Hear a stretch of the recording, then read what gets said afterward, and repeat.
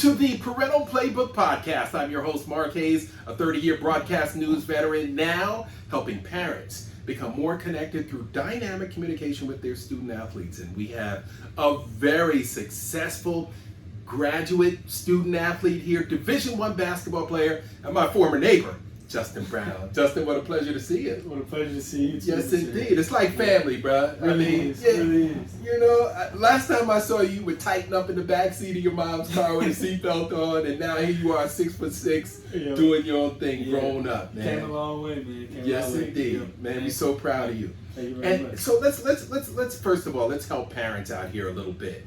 Let's talk about college basketball and the grind that it is. Right. People don't understand what it's like to be a college athlete and how difficult it is. Tell me a little bit about how your parents supported you and helped you be successful. Man, Paul and Charlene Brown, you know, I owe them everything. Really, I do. You know, coming up, you know, as a young kid, you know, just wanted to achieve his dreams on the court, and that was the biggest thing for me, the only thing that I thought about growing up.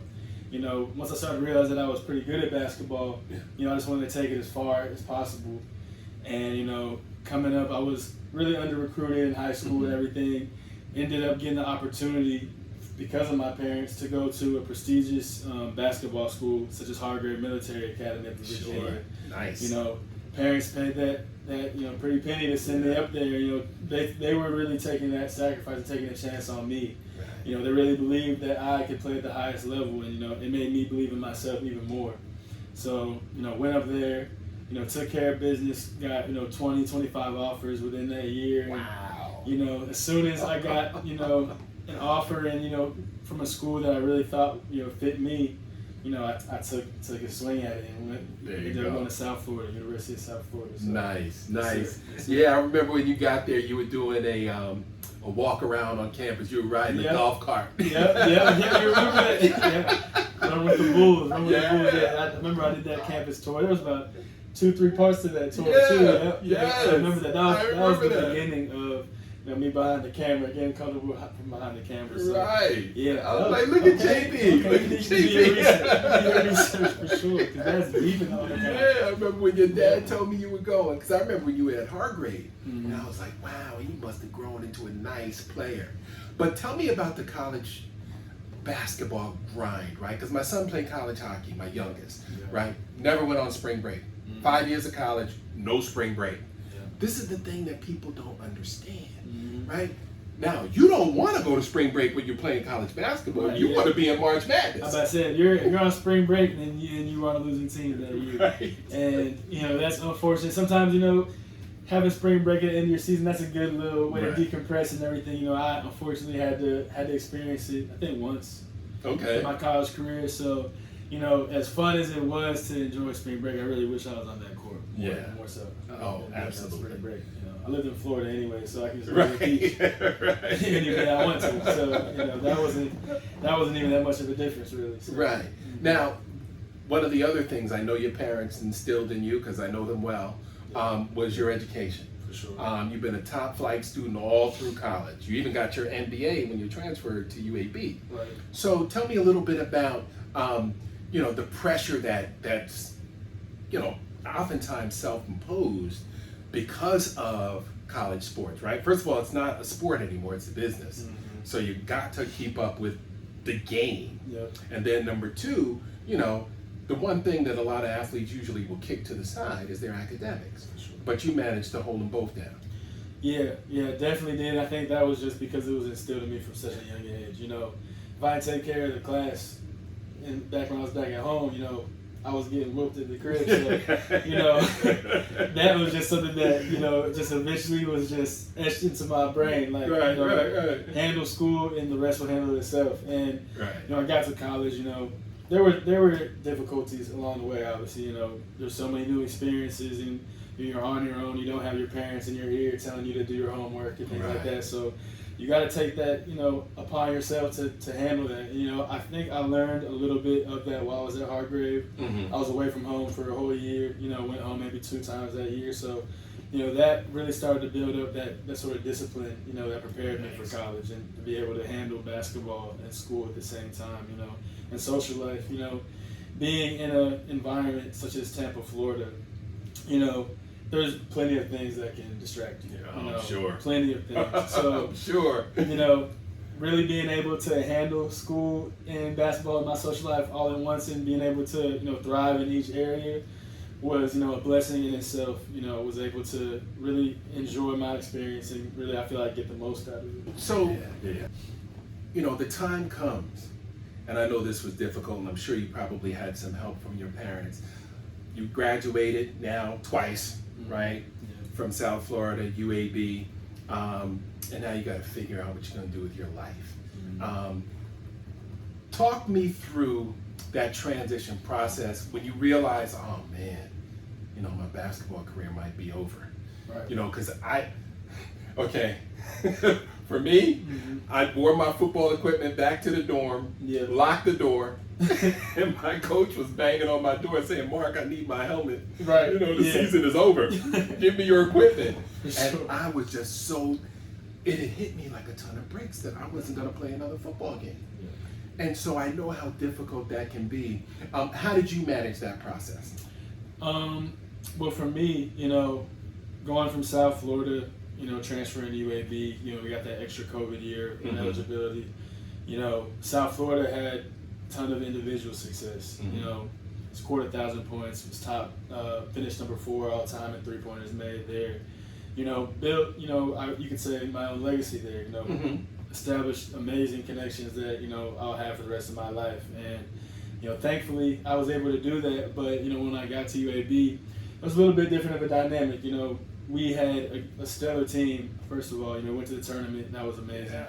But, you know, we had 9 high major Division I players transfer in. So somebody's going to get the short end of the stick. That's just how it works. And, you know, sometimes throughout that season, I was the one who got that short end of the stick. And, you know, me being, you know, the person that I am, you know, people that, you know, I grew up around, and, you know, my parents, they always, you know, instilled the what's the word I'm trying to say? Perseverance. Yeah, they really instilled, you know, perseverance in me. They instilled, you know, just to keep going, you know, to stay level-headed through any situation. You know, you can be super high sometimes, and then, you know, you can feel like you're at your lowest, and you just have to know how to bounce back in all those situations. You know, continue to give God the glory. You know, that's one thing that, you know, continued to keep me faithful throughout the process. Right. You know, was able to experience, you know, a whole different dynamic than I was experiencing my first 4 years. Being able to start all those years over there, and you know, everything just seemed like it came a little bit simpler because, you know, I established myself over there already. But when I got to UAB, it was a little different. You know. Not everything, you know, all that glitters isn't gold. So, you know, when I got there, it wasn't everything that I thought it was going to be. But that, you know, at the end of the day, opened up so many different interests that, you know, I never even knew that I was passionate about, you know, beforehand. So, you know, kind of got to look at it through a different lens. Yeah. And that's what I did, you know, was the best teammate that I could be, was a captain on the team, you know, figured out different ways to be a leader, you know, in my role. And, you know, ultimately, I feel like it helped me, you know, more than it hurt me that year. So, you know, I'm here now doing what, you know, I love to do now in a totally different realm. And I really think it's all because of that year, big transition. It was a really big transitional period for me, and it, you know, opened my eyes to a whole different, you know, side of things and how to look at the world differently. Yeah. Justin, you're going to be able to help a lot of people with that experience because that's the new reality of college basketball, right? Was it Kansas State had a whole team full of transfers, right? My alma mater, Howard University, did the same thing. They brought in, you know, like 10 transfers. That means the whole team from the year before had to get ghosts. So, you know, that is the new reality. So people are going to have to learn how to navigate this new landscape of college sports and you know, the transfer portal. But so let's talk about what you're doing now.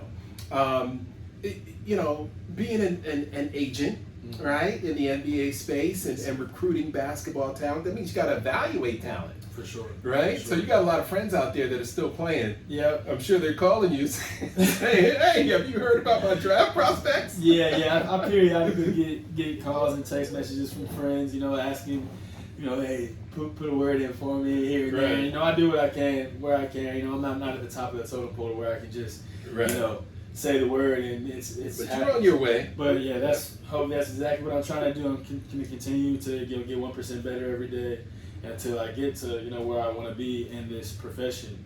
But like I said, I got a multitude of friends that are still playing collegiate basketball or playing overseas or in the NBA, and me being so young in the game, I feel like where my advantage is I can relate to these guys still. Yeah. I know what a guy would want in an agent, especially in this era. It's so modernized now, especially how you recruit players, how you relate to them and their families and really gain their trust. It takes a lot. It's not just you reach out, you say I'm with so and so agency, we're interested in recruiting you, and there it just happens. It takes a lot of organic relationship building. It really does. And I've been blessed with I would say it's a talent to be able to build relationships with people and sustain those relationships, maintain them, and be able to help those relationships grow so you get the the best output, the output that you want, and you expect to have from the beginning. So absolutely, that's something that I feel like really helps me in this profession. Obviously I'm learning along the way rapidly at a rapid pace. I work at the best agency that I can think of in quality control sports. Work with some amazing people over there, really talented individuals, and you gotta continue to earn your keep and show your value at a place like that.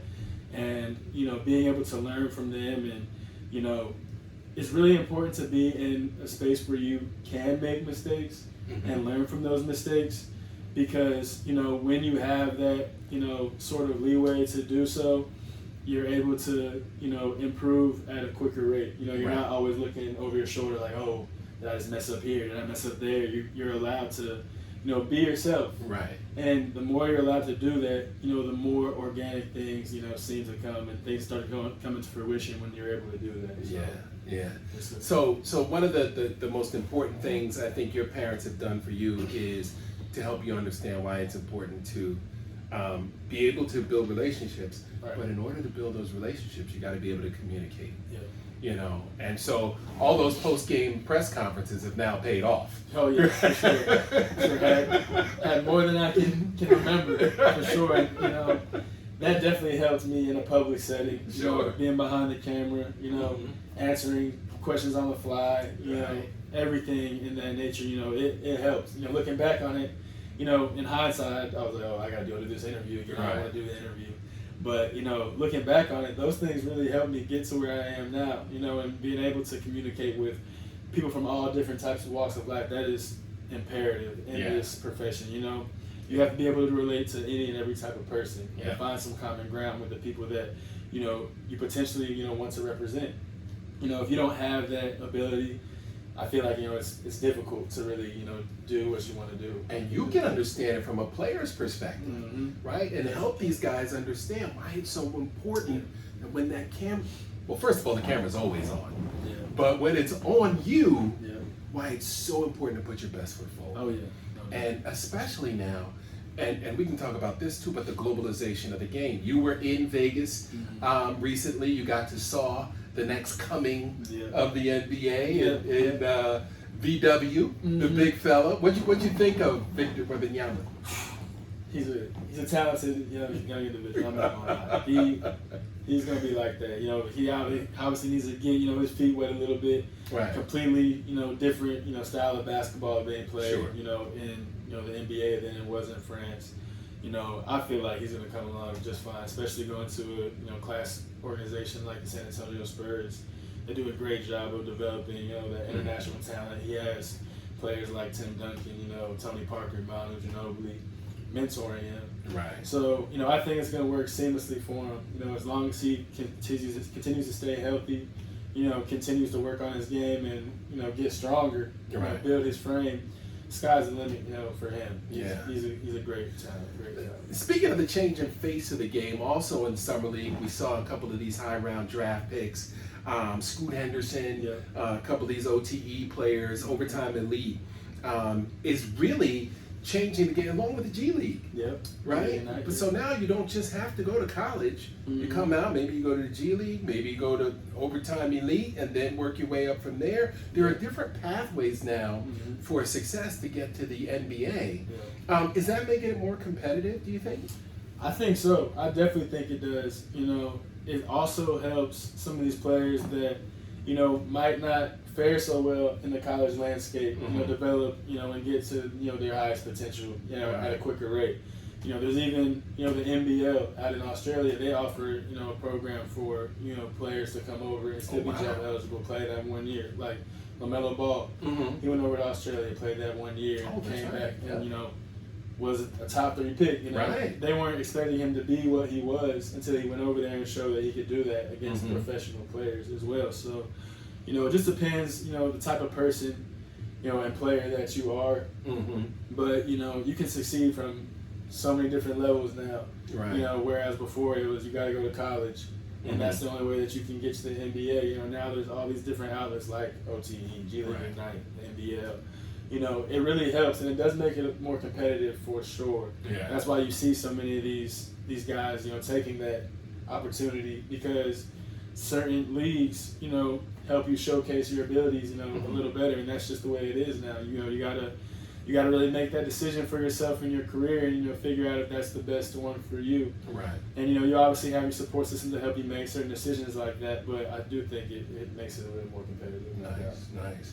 So before we wrap up, I want to talk a little bit more about that support piece and parenting. You know, a lot of parents are watching these 18, 19-year-old sensations.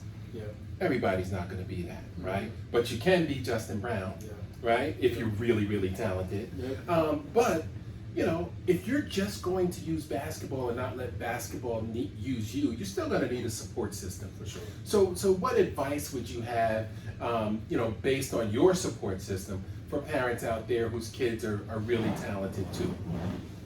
I would tell each and every one of those kids that's, you know, trying to embark on a journey to get to the professional ranks, whatever it may be, college ranks, you know, to get a free education, really. That's a goal in itself, you know. So the biggest advice that I could give to the up and coming, you know, younger athletes is to continue to work, you know, keep going. There's no reason for you to, you know, get discouraged in yourself. You know, I look back on when I was, you know, 15, 16 years old, and there were times where I was like, dang, this is going to be the end for me. And, you know, I didn't have any offers, you know, by my junior year, you know, getting ready to go my senior year, and I was worried. You know, I was like, dang, all this, you know, time and effort I put into, you know, this sport, it's all for nothing. And, you know, my parents continue to, you know, instill that sense of perseverance and, you know, intuitiveness to really, you know, figure things out. You know, it's not always going to be easy. You know, there's going to be hardships, adversity along the way, but it's all about how you respond. You know, you got your event, you know, you got your response, and then you got your outcome. And, you know, those first two things, you know, you can't control the event that takes place. Stuff happens. Yeah, it does. But you can control your response and how you know, react to that event. And ultimately that is gonna, you know, result in your outcome. And, you know, whether it's a positive one or negative one, it's really all based on you. So, you know, I would just say continue to be perseverant, you know, continue to, you know, stay in the gym, on the field, whatever, you know, sport you play. You know, don't let anyone discourage you, you know, especially at that age. You know, there's so many late bloomers, there's so many people that, you know, come out the woodwork and you never would have seen them, you know, become the player that they were, but it's because they continue to keep their head down and keep working. So, you know, I know that sounds cliche, but it really is the key to, you know, no doubt, success and, you know, life, really. You know, if you stop, you know, along the way, you'll look back 5 years from now and you'll see, you know, all the people that didn't stop and where they were 5 years, you know, prior. They were probably, you know, at the same place that you were or even worse, but they continue to keep going, and that's why they are where they are today. So keep chipping away. Definitely keep chipping away. That's what I would say, for sure. So tell me a little bit about these goals that you have that you'd like to work with high school players, helping them with those transitions. There are a lot of components that go into being successful in college athletics and being able to manage college sports and academics. You know, if you can't stay eligible, you can't play. Yeah. You know, and there's no more of that, oh, we're going to fix the grades for you. Yeah. That's not happening anymore. Yeah. So talk to me about some of the goals that you'd like to accomplish as you move your career forward. As I move my career forward, obviously I want to be, you know, the best NBA agent that I can be. You know, at 24 years old, you know, I'm blessed to say that I'm certified as an NBA agent. Not many people my age can say that. Wow. And, you know, I'm really also blessed to be working with an agency, you know, that has the platform that it has, and working with the people and working, you know, for an exceptional boss in D. Powell, Derek Powell over there. And, you know, the people that are over there really encourage me to be myself. And, you know, that really helps me try to achieve and attain the goals that I've set for myself, you know, in the agent space. You know, as far as, you know, things go outside of that space, I really am aiming to start my own athlete advisory firm. You know, that's one of the biggest things that I really want to do outside of that space. You know, it also kind of coincides with what I do a little bit, in a sense, you know, as far as educating this younger generation that's up and coming and getting ready to, you know, go play collegiate sports, you know, whatever the case may be. You know, I remember when I went to college, I didn't have the slightest idea of, you know, balancing school and, you know, basketball and, you know, the financial piece that goes into it when you're getting your cost of attendance checks, how to manage that money the right way. And now with this whole dynamic of NIL, and it just makes it so much more complicated to, you know, figure out. Yeah. And, you know, me being able to go through that fire and make it through and, you know, get to where I am now with, you know, 2 degrees and, you know, well on my way to, you know, success. You know, I want to be able to, you know, impart some of that, you know, wisdom that, you know, I gained while I was in school. So, you know, mental health counseling, that's another big thing that I really want to be able to, you know, provide for some of these up and coming athletes, because, you know, we go through a lot of this stuff in the dark, you know, especially, you know, as a young black man. You know, sometimes you feel like you gotta, you know, go through some of these hardships by yourself. You can't tell anybody, and, you know, you really can. You need to be able to have somebody that you can confide in, and you can, you know, talk about the different adversities that you go through, and it really will help you, you know, achieve your goals, you know, at the end of the day, when you're able to, you know, be vulnerable in a vulnerable state and really, you know, open up. You know, being, you know, so closed in and, you know, not, you know, feeling like you can talk to somebody, you know, doesn't do anything but, you know, serve as a detriment to you. So, you know, that's another goal of mine, though. Definitely, you know, that advisory firm is really big for me, you know. That's starting to put some ideas into the works for that. So that's a goal that I'm really, you know, trying to achieve and attain in the near future. I think you can do anything you want, right? Yeah, I appreciate that. Yes, really, sir. I appreciate that. I'm so proud. I can't believe I'm talking to this young man right now. You know, it's amazing how time flies. Right. You know, but man, what a blessing. Yes, congratulations to you on all your success thus far and your continued success. Thank you I know there's much more coming your way, and I know you're ready for it. For sure. Justin, what a pleasure, man. Thank you so much for Hayes. stopping by. No What a pleasure. Thank you for having me. Absolutely. Yes, All right, good stuff, man. That was perfect. Man, we could have gone all day. No, that was good. I like it. Yeah.